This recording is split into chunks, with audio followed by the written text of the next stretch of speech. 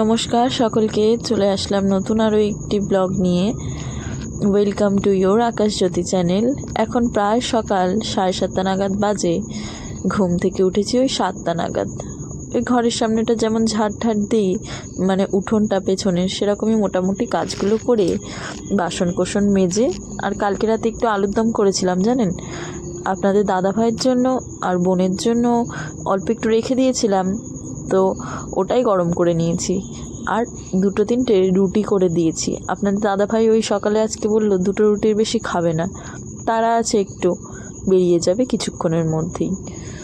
তো ওর জন্য পায়রাদেরকে জল ঠল খাবার দাবার খাওয়াতে গেছে সকালবেলা, আর ওষুধ টষুধ আছে সেগুলো দিতে গেছে ওপরে ছাদে।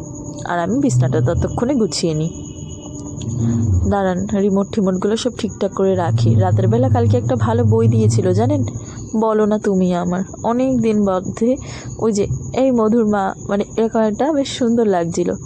হ্যাঁ, মাঝের মধ্যে একটু আধটু বাংলা মুভি দেখতে বেশ ভালোই লাগে। বর বউ দুজন মিলে রাতের বেলা এরকম মুভি দেখা মানে একটা বিশাল মুভি ডেটে নাই বা গেলাম, ঘরেও তো একটা মুভি ডেট হতেই পারে বলুন। সেরকমই আজকের রাতটা, মানে কালকের রাতটা গেছে আর কি। তো চলুন, অনেক রাত অবধি কালকে মুভি দেখেছি, প্রায় 12:30-1টা অবধি মুভিটা চলছিল। 11টা নাগাদ দিয়েছিল, তো অনেকটাই রাত হয়ে গেছিলো শুতে শুতে। তো ঘুম থেকে এখনও ঘুমের নেশাটা যাচ্ছে না। তো যাই হোক, বিছনা টিছনা তো পরিপাটি হয়ে গেছে, আরও নেমে এসেছে, বললো এবার খেতে দিয়ে দে। তাই আমি বললাম ঘরটা ঝাড় দিয়ে নিই। এর মধ্যে বলছে যে না, আগে আমায় দে। বলুন দেখি, এখানটায় যদি আমি নোংরাগুলোকে রেখে দিয়ে যাই এরকম ধুলোবালি, ওই তো একটু পরে এসে এই জায়গাটা পাড়িয়ে খাটে উঠবে, উঠে আবার শুয়ে তারপরে কাজে যাবে। তাই আমি বললাম একটু ওয়েট কর, আমি আগে ঝাড় দিয়ে নেবো তারপর। লাস্ট ওইটুখানি ঝাড়, মানে ওই মেশিন অবধি আসতে পেরেছি, খাটের সাইড অবধি, তারপর আর আসতে পারলাম না। সাইডের পাশেই নোংরাগুলো জমা করে আগে ওকে খেতে দিয়ে নিয়েছিলাম, তারপর আবার ঘর ঝাড় দিয়ে ঘরটা পুছে নিয়েছি ভালো করে।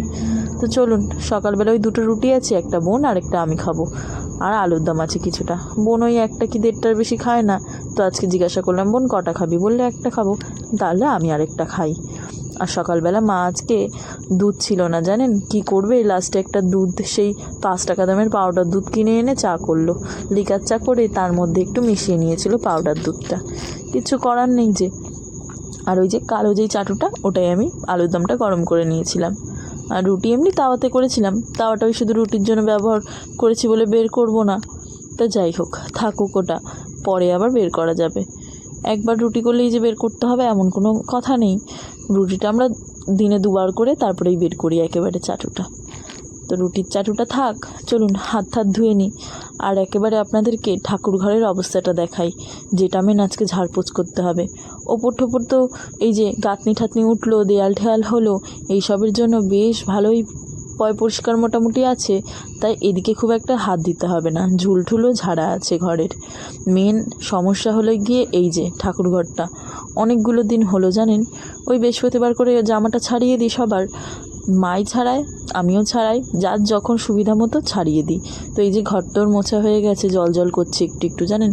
আর এই যে এনারা এখনও ঘুমাচ্ছে, এই বেলা 9টা মতো বাজে, ওদেরকে এবার তুলে নেব। দাঁড়ান, একেবারে স্নান করে এসেই ওদের গায়ে হাত দেবো, এখন আর ওই বাসি জামা ছেড়ে ওদের তুলতে যাব না, একেবারে গায়ে জল ঢেলে নেব, কারণ ওদের কাছে বসা মানেই 4-5 ঘন্টার কাজ। সত্যি কথা বলতে 5 ঘন্টা শুধু ঠাকুর ঘরেই লেগে যাবে।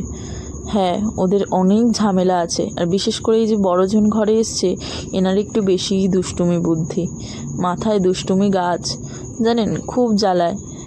ওকে কোলে নিতেও কষ্ট হয়, ওকে জামা পরানোও কষ্ট। আর এই যে আমার গোপুসোনাকে নিতে কিন্তু খুব একটা আমার কষ্টও হয় না, জামা পাল্টাতেও কষ্ট হয় না। তো যাই হোক, দাঁড়ান, সবাইকে এবার ঘুম থেকে তুলে নিই। প্রথমেই গপুকে তুলে দিই আমি প্রত্যেক দিন, কী জানি একটা অভ্যাস, রাধিকা রানীর আগে গপুকে আগে হাতে নিতে ইচ্ছা করে, তো আগে প্রথমে ওকেই তুলে দিই, আর এইবার তুলবো আমার রাধিকা রানীকে। আর এই যে ইঁদুরের জ্বালায় সব একদম অতিষ্ঠ হয়ে গেছে, কিচ্ছু করার নেই, ইঁদুরের জ্বালায় সবগুলোকে বাইরে বের করে দেবো আজকে, মানে ঠাকুরদেরকে, সব ঠাকুরকে সিংহাসন থেকে নামিয়ে বাইরে বের করে দিতে হচ্ছে আজকে। কি করব বলুন, নইলে তো পরিষ্কার করতে পারবো না, ওর ভেতরে পুরো ফুলে ভরে রেখেছে। কালকে যেহেতু নীলপুজো গেছিলো, ঘরে পুজো দেওয়া হয়েছিল ঠাকুরকেও, দেখতেই পাচ্ছেন শিবের কাছে আম, তারপর ওই যে কলকি যেটা গাজা টানে সেই জিনিসটা, তারপরে মালা, আরও অনেক কিছু, বেল ঠেল, ওগুলো ইঁদুরে নিয়ে চলে গেছে, ওগুলো আর আজকে পাওয়া যাবে না। যাই হোক, যা দেখা যাচ্ছে তাই আপনাদের সঙ্গে বললাম। বেলপাতা ঠেলপাতা সব কিছু দিয়ে এখনও সাজানো আছে। হাফ জিনিস ঠাকুরের যেগুলো ইঁদুরের পছন্দ সেগুলো নিয়ে চলে গেছে। দাঁড়ান, ওগুলোও গুছাতে হবে। আর বিশেষ করে ফুলগুলোকে এমন কুচিয়েছে যে ঠাকুরদেরকে ভেতরে রেখে কোনোভাবে সেগুলো পরিষ্কার করা সম্ভব না। আর বিশেষ করে এই যে বড় গোপালটা দেখতে পাচ্ছেন, এর পেছনে তো পুরো ভরে রেখেছে জানেন। কি আর বলি, এই প্রথম আমাদের বাড়িতে নতুন কোনো মানুষের পয়লা বৈশাখ কাটবে। এনারা তো আমাদের বাড়ির লোক, কিন্তু এই যে দুজন ঘুরতে এসছে আমাদের বাড়িতে, যেটা নিচে দেখছেন রাধিকা রানী আর গোপুর পাশে একটা খালি গায়ে একটা বসে আছে, ওই একজন, আর ওই যে বড় একজন, এনারা দুজন যেহেতু ঘুরতে এসছে ওনাদের বাড়িতে আগুন লাগায়, তার জন্য এনাদের এবার পয়লা বৈশাখ আমাদের বাড়িতেই কাটবে। বড়জনের নতুন জামা ঘরেই ছিল, যেহেতু আমার বাড়িতে কার্তিক পুজোয় বাবা মা আমাকে অনেক জামা কাপড় দিয়ে গেছে বাড়ি থেকে। 7টা কার্তিক পড়েছিল আমার বাড়িতে, তো 7 জোড়া গেঞ্জি, 7 জোড়া জামা সেট, মানে জামা সেট বলতে জামা প্যান্ট এরকম সুতির মিলিয়ে দিয়ে গেছিলো। আর দাঁড়ান, একটু পরে যে গেঞ্জিগুলো পরাবো সেই গেঞ্জির সেট 7টা, মানে 7 7 14খানা জামা রয়েছে। তাই ওর জন্য নতুন করে আর কিনলাম না, অন্যান্য সবার জন্য সাদা জামা নিয়ে আসা হয়েছে। ছোট্টগুলোর জন্য একদম পুরো সাদা আনিনি, ছোটো মানুষ তো পুরো সাদা পরলে কেমন লাগে, তাই একটু বেগুনের মধ্যে একটু ছাপা ছাপা এনেছি, সাদা আর বেগুনের মধ্যে। আর বড়গুলো সবই সাদা। দাঁড়ান, সবই পরাবো, আপনারা দেখতে পাবেন। আগে এনার জামাটা পাল্টে নিই। মা বাবা যেই জামাগুলো এনেছিল কার্তিকের, সেগুলোর মধ্যে পিঙ্ক আর ঘিয়ে কালারের এই টাইপের জামা ছিল সুতির। তো আজকে ভাবলাম গরম তো পড়ে গেছে, এরকম সুতির হাতাওয়ালা জামা না পরিয়ে গেঞ্জি পরিয়ে দেবো, একদম স্যান্ডো গেঞ্জি যেগুলো ঢিলা ঢালা, ওইগুলো পরিয়ে দেবো। তো ওর মধ্যে সাদা কালারটা নেই, তো হলুদ রং, লাল রং এইসব আছে। তার আগে আমি একবার চেষ্টাও করেছিলাম এনাকে জামা পরানোর, ঘিয়া রঙের একটা সাদা সাদা জামা আছে বেশ সুন্দর, কিন্তু ইনি তো পরতেই চায় না, সব কিছুতে জানেন ডিস্টার্ব করে। দাঁড়ান, ওনাকে কোলে নিয়েই ফুলগুলোকে বের করে নিই। কী করে নইলে রাখবো বলুন কোথায়, আর কোথায় কিভাবে বের করব, অনেক জ্বালায়। তা কী আর করা যাবে, এই যে জামা প্যান্ট খুলে নি। দাঁড়ানের জামা খুলতে গিয়েও যা যুদ্ধ করেছে, ভিডিও ক্লিপে পুরোটা তো আর দেওয়া সম্ভব নয়, তাই আর দেওয়া গেল না। কিন্তু ভীষণ জ্বালিয়েছে, বিশ্বাস করুন, টেনে টেনে টেনে টেনে জামাগুলোকে খুলতে হলো। চলুন, এনার তো জামা খোলা কমপ্লিট। এই যে প্রথমেই সুধীর এই যে ঘিয়ে টাইপের একটু জামাটা, এটা পরানোর চেষ্টা করেছিলাম। ওই চেষ্টাই রয়ে গেছিলো আমার। পরে তো আর নেই, লাস্টে সেই হলুদ গেঞ্জি নিয়ে সেই পরাতে হলো। ধরে দেখলাম হবে, দাঁড়ান পরিয়ে দেখি। মা পড়তে গিয়ে দেখি এক হাত, যেহেতু ও হাতে লাড্ডু নিয়ে বসা, সেহেতু এক হাতে ঢোকাতে গিয়ে আর এক হাত তো নিচে রাখা, ওই হাত অব্দি আর গেঞ্জি যায় না, মানে জামার হাতা যায় না। লাস্টে কী করব, সে তো আর পড়াতেও পারলাম না, কিন্তু চেষ্টা করেছিলাম অনেকক্ষণ।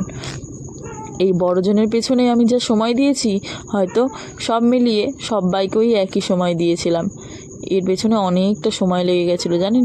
লাস্টে তো ওকে নিয়ে কোলে করে তো আর জামা বের করতে যেতে পারছি না, লাস্টে ওকে সেই স্ল্যাবের ওপর বসিয়ে রেখেই যেতে হলো। ভেবেছিলাম নিচে বসাবো না, কিন্তু কিছু করার নেই, ও যা দুষ্টুমি শুরু করেছে, ওকে লাস্টে রেখে দিয়েই যেতে হলো। খুব দুষ্টু হয়েছে জানেন, এইটার মতো দুষ্টু আর একটাও ঘরে নেই। সবগুলো আমার ঘরে শান্তশিষ্ট, কিন্তু ও ঘুরতে এসেছে, ওকে তার বকা যায় না। যাই হোক, মাথা ঠান্ডা করে ওকে লাস্টে জামাটাকে পরিয়ে দিলাম। হলুদ কালারের গেঞ্জিটা পরে বেশ সুন্দর লাগছিল। আর ঘরে একটা মালা ছিল হলুদ আর কালোর মধ্যে, ওর যেদিন আমাদের বাড়ি এসেছিলো গলাটা খালি খালি লাগছিলো বলে পরিয়ে দিয়েছিল মা। ওটার সঙ্গে হলুদ আর কালো রঙের গেঞ্জিটা বেশ মিশে গেছিলো জানেন।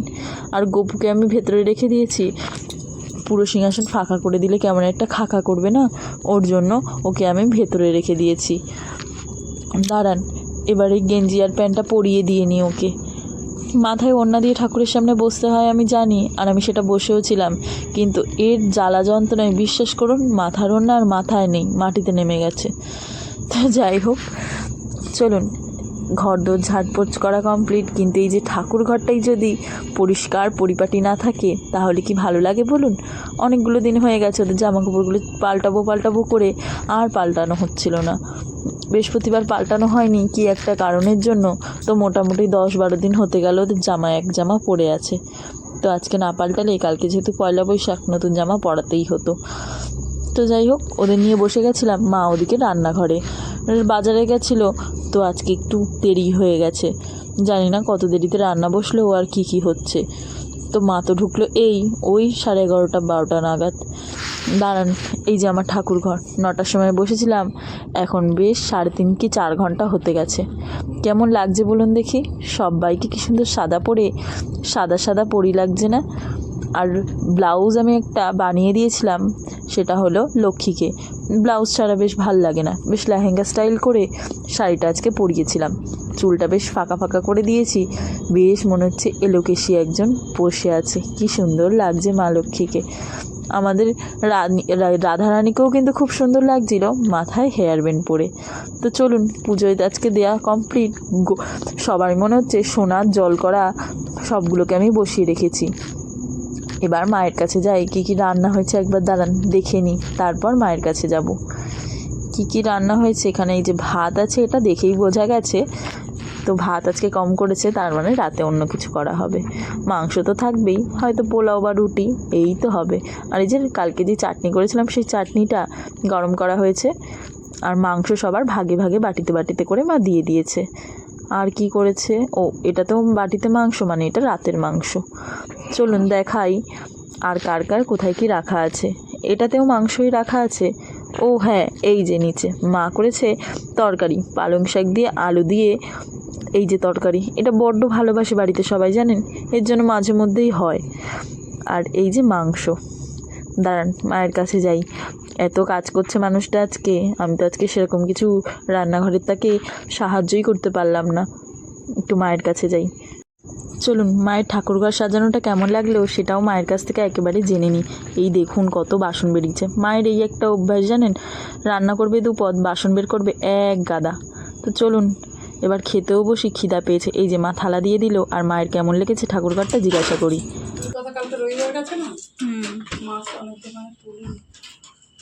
আচ্ছা বলো, তোমার ঠাকুরঘর সাজানো হয়ে গেছে, কেমন লাগছে?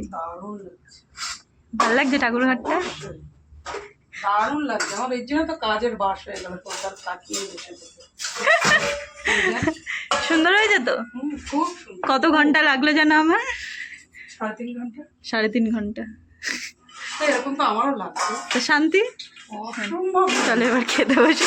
এটাই হলো পয়লা বৈশাখের আমার গিফট। ঠাকুরঘরটা এরকম থাকলে আমার মন শান্তি।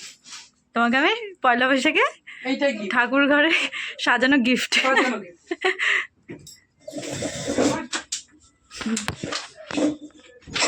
তো আপনারা জানতেই পেরে গেলেন মাকে আমি পয়লা বৈশাখে কী গিফট করলাম।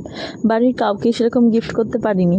হাতে কি বলুন তো, হাউস ওয়াইফ হওয়ার এই একটাই জ্বালা, ইচ্ছা থাকলেও সামর্থ্য হয়ে ওঠে না কাউকে কিছু গিফট করার, টাকা পয়সা হাতে থাকে না যে। তো যাই হোক, মা তাও একটু বললো আমাকে যে আমি নাকি গিফট করেছি ঠাকুরঘরটা সাজানোটা। তো আপনাদের কেমন লাগলো মায়ের এই গিফটটা, মাকে যে গিফটটা করলাম? আপনারা কিন্তু কমেন্টে জানাবেন পছন্দ হয়েছে কিনা আপনাদেরও, যেটা মাকে গিফট করলাম। আর তারপর চলে এসেছিলাম এই যে আমাদের বাড়ি থেকে 5 মিনিটের একটু ডিস্টেন্সে এই গরুদের এই খাটালটায়। এখানে অনেকগুলো গরু থাকে সেখানে, আর পাশে আমাদের একটা গোডাউন মতো, যেখানে কিছু বাঁশ ঠাস থাকে আমাদের কাজের। তো এটার পাশেই এই খাটাল টাইপের আছে, সেখান থেকে একটু এসেছিলাম গোবর নিতে। কালকে পয়লা বৈশাখ, যেহেতু গোবর ঠোবর না দিলে ঘর দোরের সামনেটা কেমন একটা খাকা করে না। তো দিয়েছিল মা কদিন আগেই, রাস্তা দিয়ে একটা গরু হেঁটে যাচ্ছিল, গোবর দিয়ে গেছিলো জানেন পুরো ঘরটার সামনে। তো মা সেটা দিয়েই লেপে দিয়েছিল ঘরের সামনেটা। কিন্তু অনেক দিন হয়ে গেছে, ল্যাপাটা কেমন যেন হয়ে এসেছে একটুখানি ফিকে ফিকে। এই দেখুন ওদের কত বিচুলি এখানে লাট দেওয়া, এগুলোই বোধহয় ওদেরকে কেটে কেটে দেওয়া হয়। আর পাশের যে গোডাউনটা, ওটাই কিন্তু আমাদের গোডাউনটা। ওর মধ্যে অনেক কাঠ বাস আছে জানেন। দাঁড়ান, এবার ওর এই দেখুন গরুটা কি সুন্দর মাথা বের করছে। এটা গরু না মোষ ঠিক আমি বুঝতে পারছি না, গরুই হবে হয়তো। এবার ওই যে গরু বললাম না যে গোবর, ওই গোবর দিয়ে তো কালকে আবার, মানে কালকে একটা শুভ দিন পয়লা বৈশাখ, তো আজকেই গোবরটা দিয়ে রাখবো আপনাদের সঙ্গে। সেটা আজকে শেয়ার করব না, কালকে শেয়ার করব। আর ওই দেখুন কত ঘুঁটে দিয়েছে, এই ঘুঁটেগুলোকেও বিক্রি করে। আর আমি আজকে 10 টাকার মতো গোবর নেব। এই যে আমাদের সেই কাঠ বাস রাখার জায়গা, ওপরেও আছে কিছু কিছু, দেখতে পাচ্ছেন আশা করি আপনারা। এগুলো দিয়ে আমাদের যখন, যেহেতু এটা কন্ট্রাক্টরের কাজ করে আমাদের বাড়ির সবাই, মানে ছেলেরা, তো তাদের কাজটাই এই কাঠ বাঁশের কাজ। যখন ঢালাই ঢালাই হয় সবই তো প্রয়োজন হয়, তার জন্য ওগুলো গোডাউনে সব রাখা হয়। এই পাশেই গোডাউন মতো করা আছে, আর পাশেটা খাটাল মতো আছে। তো সেখান থেকে এই যে 10 টাকার গোবর নিয়ে নিলাম। দাঁড়ান, 10 টাকার গোবর কতটা দিল আপনাদের সঙ্গে শেয়ার করি। পুরো 1 বালতি গোবর হয়েছে জানেন। এই গোবর দিয়ে বোধহয় 5-6 বারেরও বেশি লেপা যাবে, কিন্তু এই গোবর তো আর থাকবে না। ওই যেই গাছগুলো আছে বাড়িতে, সেই গাছগুলোর গোড়ায় গোড়ায় দিয়ে দেওয়া হবে, তাহলে গাছগুলো জানেন ভালো সার পাবে। তো চলুন বাড়ির দিকে যাই। আর লেপালেপে কমপ্লিটও হয়ে গেছে, সেটা আজকে দেখাবো না, কালকে দেখাবো। আর এদিকে ভীষণ ঝড় উঠেছে। আপনাদের ওখানেও কি আজকে ঝড় হচ্ছে একটু বলুন দেখি। ঝড়ে সব টালমাটাল অবস্থা, ভীষণ জোরে হাওয়া দিচ্ছে, দাঁড়ানোর রেহাই নেই। তাও ওই একটুখানি বেরিয়ে প্রকৃতির হাওয়া নিচ্ছে আর কি। আর দাঁড়ান, আমাদের তুলো গাছ থেকে কি পড়ছে আপনাদের সঙ্গে শেয়ার করব। এই দেখুন কেমন বিদ্যুৎ চমকে উঠলো, টালমাটাল অবস্থা চারদিকে। যাই হোক, দাঁড়ান, টুপটাপ করে আওয়াজ হয়ে কী সব পড়ছে যেন ওপর থেকে। একটু দেখি তো কী পড়ছে ওপর থেকে। আর হাওয়া দিচ্ছে এত, বাইকগুলো যেমন দৌড়ে দৌড়ে বাড়ি যাচ্ছে, কি আর বলি। এই যে উমা, এই যে তুলো গাছ থেকে একটা তুলো পড়েছে হাওয়াতে। উমা, আরও একখান। দাঁড়ান, সবগুলোকে এবার গুছিয়ে গুছিয়ে ঘরে নিয়ে গিয়ে রাখি। এগুলো শুকোলে পরে যখন খুলবো আপনাদের সঙ্গে শেয়ার করব। এখন আর খুলবো না, সব একসঙ্গে জড়ো করব, তারপরে খুলবো। এই 2-3টে করে যা পাবো সব গুছিয়ে গুছিয়ে একটা বস্তায় ভরে রাখবো। একসাথে সব তুলো ভরে 2-3টে পালিশ হবে। চলুন ঘরের দিকে যাই। ভালোই হাওয়া উপভোগ করে নিয়েছি। আর রাতের বেলা এই যে পোলাও করেছিল মাই করেছিল, আমি ওই একটু সাহায্য করে দিয়েছিলাম। মায়ের হাতে পোলাওটা জানেন অনেক সুন্দর হয়, অত সুন্দর আমি বানাতে পারবো না, তাই মাকে একটুখানি সব হেল্প করি। ওই গুছিয়ে গাছিয়ে মাই খুন্তিটা নাড়ায়। আর আলু ভাজাটা আমি করে রেখেছিলাম বাবার জন্য। চলুন আজকের ভিডিওটা এখানেই শেষ করি। দেখা হবে নতুন একটা ভিডিওতে। আপনারা লাইক, কমেন্ট, সাবস্ক্রাইব করে যেতে ভুলবেন না। সাবস্ক্রাইব করে গেলে ভিডিও